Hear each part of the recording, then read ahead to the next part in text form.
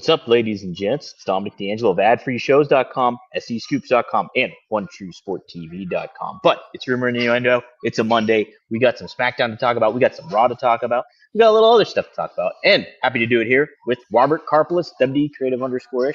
Robert, happy Monday to you, brother. How are you doing, Mr. D'Angelo, who's clearly hiding behind barrels in case Donkey Kong shows up at any point in time? You do kind of look like the little Mario guy from the Donkey Kong game. Yeah, let's not Do you want me to do the... No. Oh, my, no. And we'll apologize for some of the weird background noise. Those of you who are listening to this in audio form later, and you're like, what is going on? Dominic is currently in a steampunk version of a podcast space right now. It makes for a really cool visual. I like it. There appears to be a rainbow flag back there, so it's a very inclusive environment that you're in. You've got your bandana on for reasons, but we're going to say hi to some of the folks who are joining us, like E, who said, great job at IWC, Dom, and better luck next to Marcus. Penta going to win the IC title. I'm guessing those were three separate thoughts, but we'll go with it. Alt Jake says, I can't stay long this morning, but wanted to say hi. Hi. Wrestling Old Head says, R&I can't believe it's already Monday. Did you catch that Chris Van Vliet podcast? My fan was on full blast. My eyes were watering a bit. Yeah, that was some heavy stuff. And seeing Chris Bay stand and cut that promo at his benefit show, which was main evented by Karrion Kross versus Hammerstone, which was a nice little touch right there. I know Swerve was not clear to compete for, but would have loved to have been there. Jeff Henninger says, catching R&I live because I'll be just getting out of work when Raw is starting. I could not be happier about the fact that Monday Night Raw is at 4 p.m. Eastern today. As an old man, this makes me very, very happy. Last week, finishing Raw by like 5:30 was a transcendent experience, Dominic. It is very refreshing to have it earlier in the day and not have to suck up your whole night with that. You know, it was nice. I got to watch the show. I got to enjoy everything that there was for Raw. Got to participate in the Twittering and all that good stuff. And then when I was done, I was able to go spend the evening with the family. See, that's what it's all about, bringing everybody together. And that Robert. What? Somebody that brought a lot of people together was Bill Mercer, the voice of Bill Mercer. He was a world-class championship wrestling commentator. He just passed away at the age of 99. What a fascinating career, even outside of wrestling. Was a reporter for the JFK assassination. Sports commentary with North Texas, did Texas Rangers baseball. I also believe the basketball, but I'm not too sure. But what a resume by Bill Mercer. Yeah, hell of a figure. Did college football and basketball for University of North Texas, which obviously has a long wrestling lineage of its own. A lot of wrestlers came through that school. It was kind of a notorious school otherwise for their athletic program, but it's wild to think that a man covered the JFK assassination, and the first line of his obit, world-class championship wrestling commentary. Wrestling is one of those things that you can't escape it, Tom. No. I said this on X too, that he was my voice for the WWE Network starting off, because right when that launched, basically a little bit after, World Class popped on there, and I just binge watched all of that. And Bill Mercer, I associate WWE with him, actually. That's fair. I actually produced one of the World Class shows for WWE when it was Kevin Von Erich and Michael P.S. Hayes, which was wild. The most wild part of it all, seeing Kevin Von Erich wearing shoes. Felt a little odd. Any of the Von Erichs wearing shoes is always going to be a strange thing. But Kevin was one of the folks I produced when I also produced an AWA show with none other than Mr. Greg Gagne. How about that? Best wishes to Greg today. At 1 o'clock, he's getting back surgery. So prayers and good wishes out to him. So we'll see. We'll wish him all the best. Is that where you are? Are you going to be bedside? I will. I'll be in attendance for Greg's. Can you imagine you go under anesthesia, you wake up, the first thing you see is Dom? Like, put me back under. I'm in hell. I'm in hell. No, you're purgatory at best. Aw, thanks. Speaking of purgatory, our friends in the WWE roster can't seem to leave Europe. They were in Bologna, Italy on Friday, and much like American Bologna, which is mostly filler, we had a 3-hour episode of SmackDown where I'd venture to say literally nothing happened. No, we had a memorable brawl, I would say, I guess, with Roman Reigns, CM Punk, and Seth Rollins, with Paul Heyman in attendance as well for that. But other than that, Robert, yeah, it's So kind of just part of the course. it was very very much a surprise to me because like I've talked about a lot of the times when they know they're going to be a taped show and they know that they're going to be in front of an international crowd is going to be white hot, they want to give them something. So hyping the triple threat confrontation with Rollins and Punk and Roman, that was fine, but like the show opened with Randy Orton and Kevin Owens cutting their little promo back and forth, which was passable at best. Randy was loose. He was having fun for a moment, just letting the crowd sing, which went for about 6 minutes. And when you're trying to eat up time, let Randy just stand there and bask in the singing. But Owens saying like, "Hey man, I'm sorry what happened. Let's go for the tag titles." And you knew that wasn't going to happen. So it was just getting to the point where it needed to be. And then it was Damian Priest and Jimmy Uso versus Nakamura and Drew McIntyre, which felt like one of those thrown together matches you would have got like a decade ago. It felt fairly kind of uninspired. It felt like something you would see in one of the video games where it's like, well, we need to advance this feud, so let's just put each guy with a random second. Well, I I don't know if you feel this way, but I certainly kind of do. I'm kind of getting I like the electricity that the European crowds bring, but the chants and stuff, it's almost like they're hijacking the show in a certain way, and it doesn't. I don't know. I'm like kind of over it. Is that weird? It's soccer crowds. They love it. I think that there's an energy to it. The fans do kind of help energize the audience, which is a lot of fun.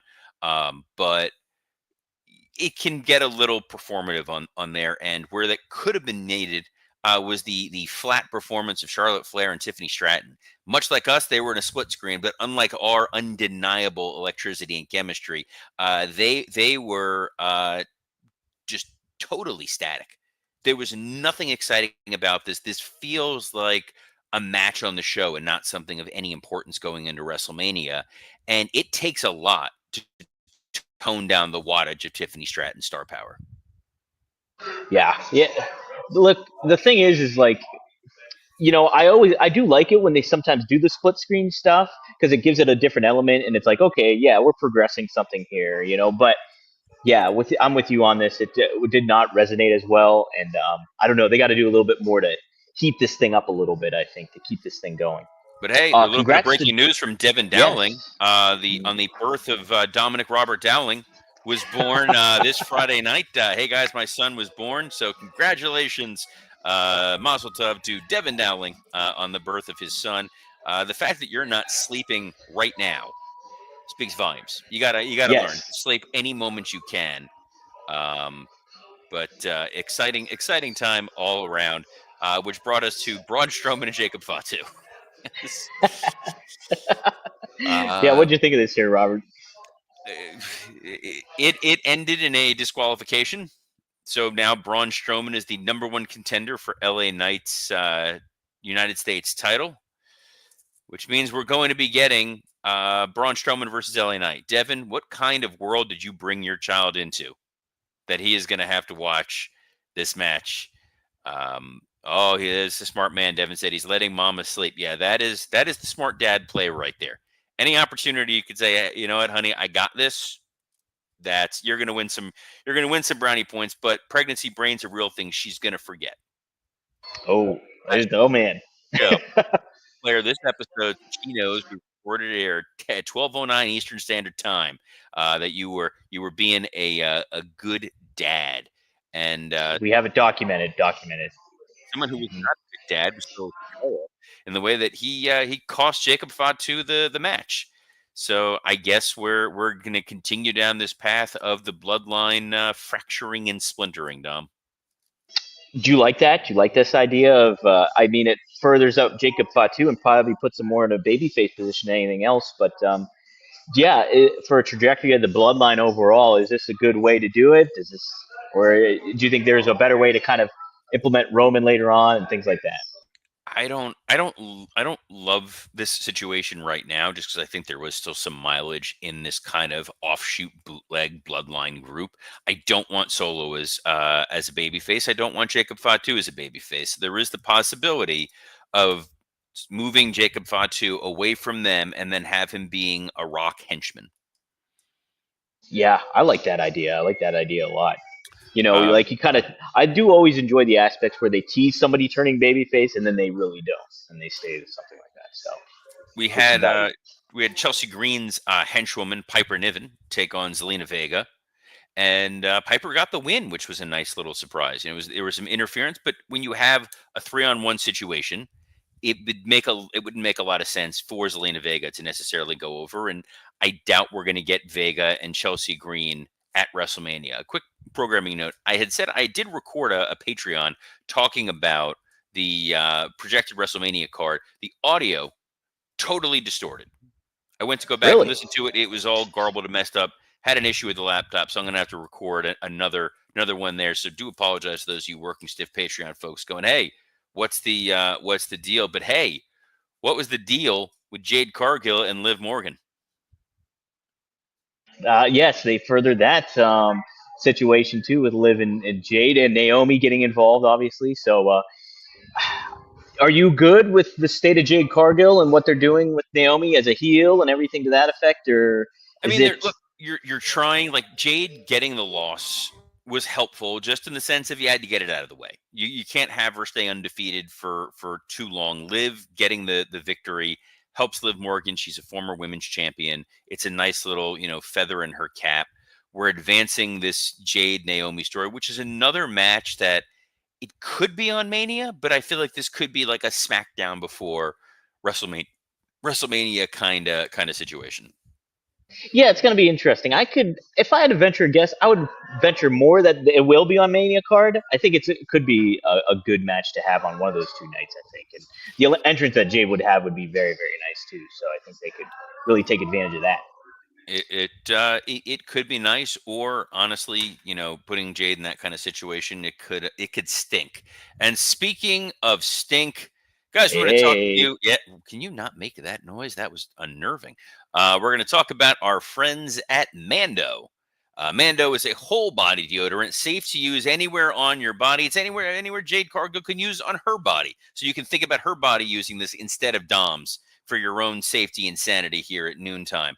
But you can use this on your armpits, your thighs, your belly buttons, your butt crack, your feet, anywhere that you want to control odor. Mando's got you covered. It was created by a doctor who saw firsthand how body odor is being misdiagnosed and mistreated, and it is clinically proven to block odor all day and control odor for up to 72 hours. So if you're like Mr. D'Angelo and you're hanging out amongst the barrels around the public, you want to make sure, hey, you don't smell. All these products are baking soda free and paraben free, and they are proven to control odor better than just a shower with soap alone.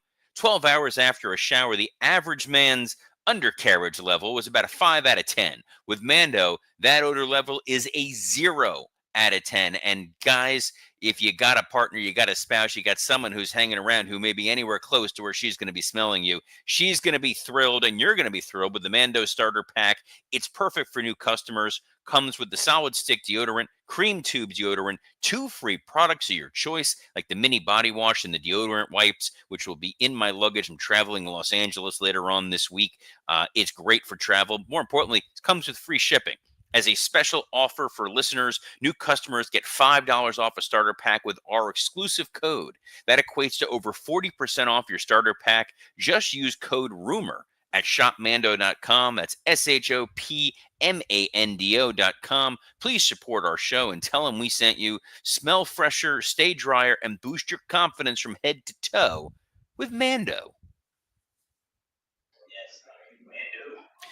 Dom is not on mic right now, which is great.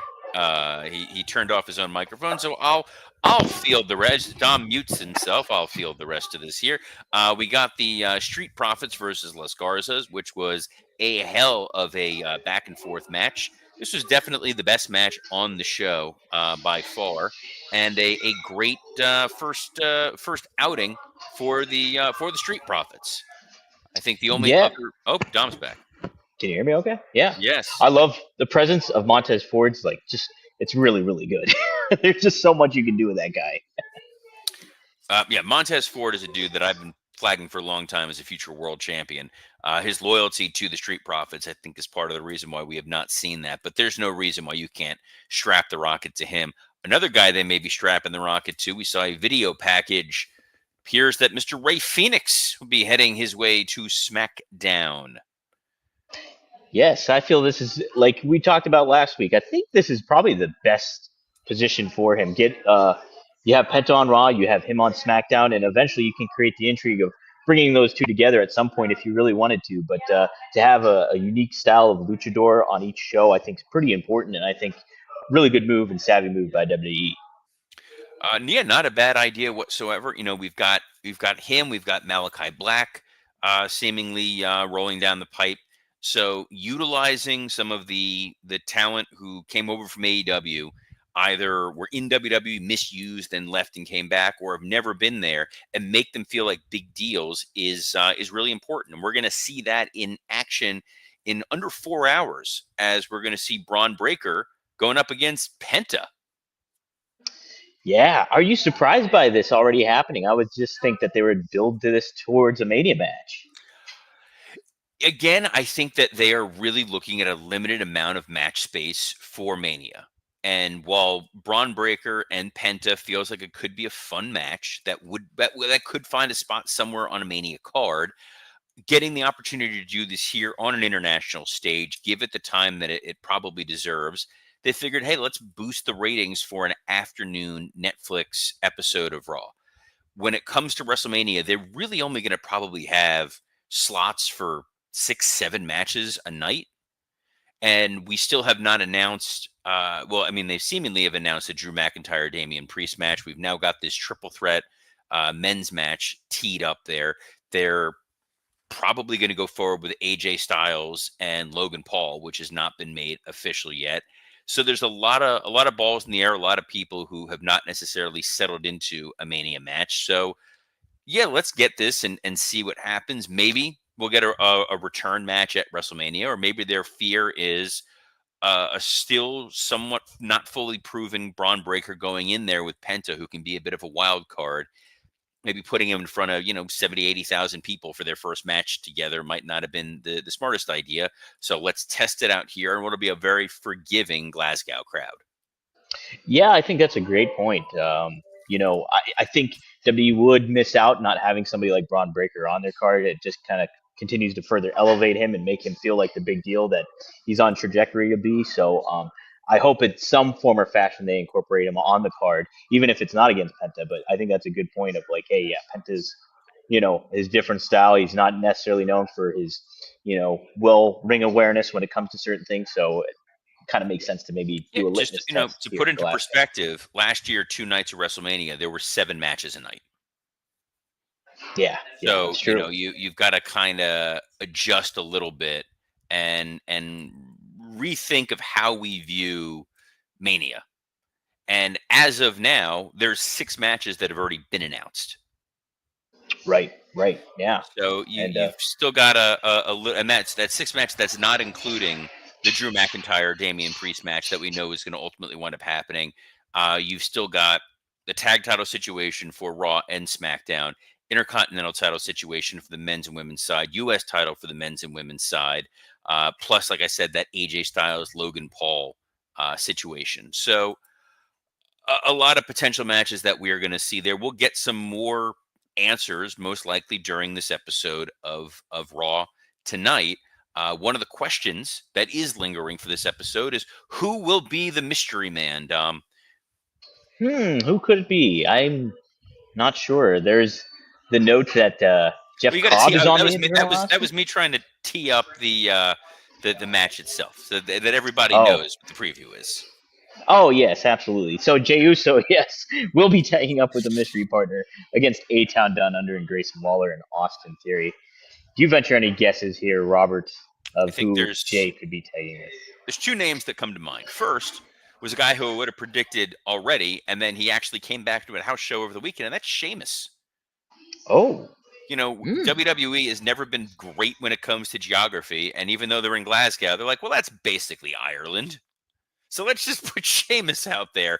The other interesting choice could be Jimmy. oh, Give yeah, us a that little would. That, how Uso, about that? because I think an Uso reunion would be fun. The third option is maybe Otis.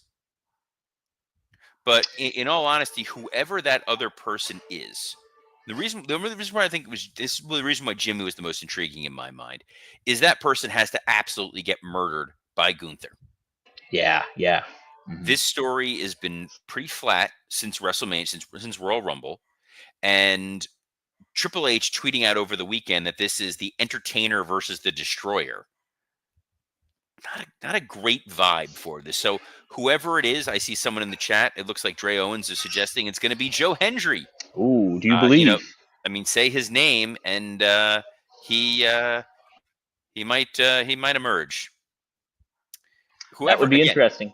if it's Joe Hendry, if it's Otis, if it's Sheamus, if it's Jimmy Uso, whoever it is, they got to get murder balled by Gunther. Like it's kind of the thing that's got to happen.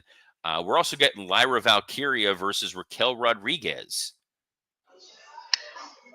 I like this match. I think gets to showcase Lyra as fighting from underneath, but you have a monster heel kind of like in Raquel that has established a more intimidating presence for Judgment Day than not. So yeah, I like this one, Robert. Well, Lyra, obviously from Ireland, which we've now established is just Scotland. So Correct. it'll be a nice homecoming for the Bird Woman, and there's always the possibility of this bleeding into what we're potentially seeing with Bailey and Lyra coming up down the path. So maybe Bailey's coming out to make the save, and we get a little tension of them staring off with each other to remind you that we're going to eventually get that match for the women's intercontinental title. Intrigue is the name of the game. Is also intriguing to see what CM Punk is going to say after the what I thought was poorly blocked, poorly laid out, and poorly executed triple threat brawl that ended SmackDown. Yeah, I mean, I just like we talked about last week too. It's just the aspect of the three-way match. I understand it, but at the same time too, it just doesn't feel organic enough for me to make it. I don't The know, that intriguing. I'd just much rather have a one-on-one with Punk and Roman, and you can incorporate Seth somehow onto WrestleMania, whether he interferes or does something in a big angle. But yeah, they got to do a little bit more to get me more intrigued by this. Maybe Punk can do that tonight. I mean, I think they'll find a way to make the story intriguing, but the awkwardness with which they were brawling, and when it was Roman and Punk going at it, and Seth was like delivering these punches that looked like they couldn't punch through a paper bag, and it's like the guys they didn't even feel them, so they couldn't register selling it. So it just looked like three kids like playing in a basement, which is not a great look. What may be a great look is seeing another opportunity for John Cena and Cody Rhodes to face off.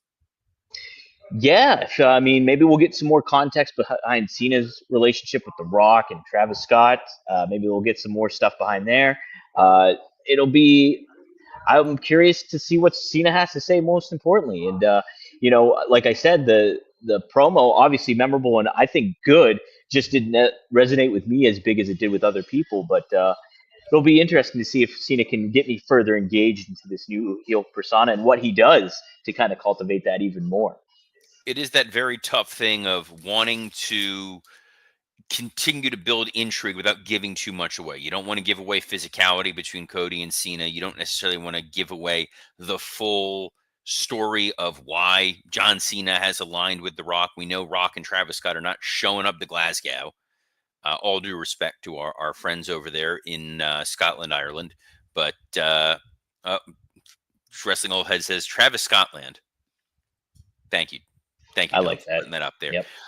This is why Dom is the best producer in all of professional wrestling podcasting. And Dom, This ain't your only stop this week.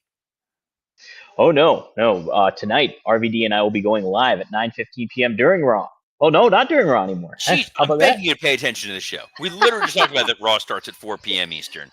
We're I supplementing Raw. yes. check us out on rvdtv.com live. You can ask questions and get engaged with us. And yeah, we'll be talking about the Chris Bay benefit, which RVD was at. We'll be talking about the Only Wrestler's inaugural event that he had too on last Thursday. So lots to cover and lots of good questions, I'm sure, coming in. So rvdtv.com, 9:15 p.m. Eastern Standard Time.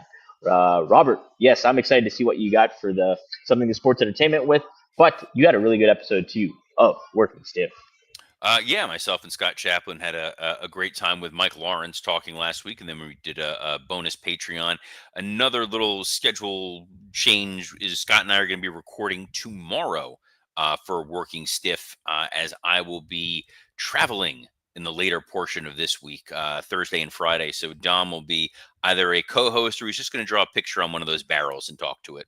Either way, it's going to be a blast. But we, in one form or another, are going to be here just like we are every Monday through Friday at noon Eastern across a plethora of platforms, including the WW Creative _ISH X account, the at Dominic D'Angelo X account, the at SE Scoops X account, and on YouTube on ad-free shows, Rumor and Innuendo, and Working Stiff.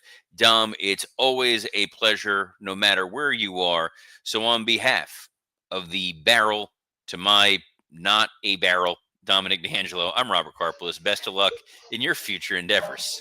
Maybe I'm gonna get a little bourbon. I don't think there's bourbon here.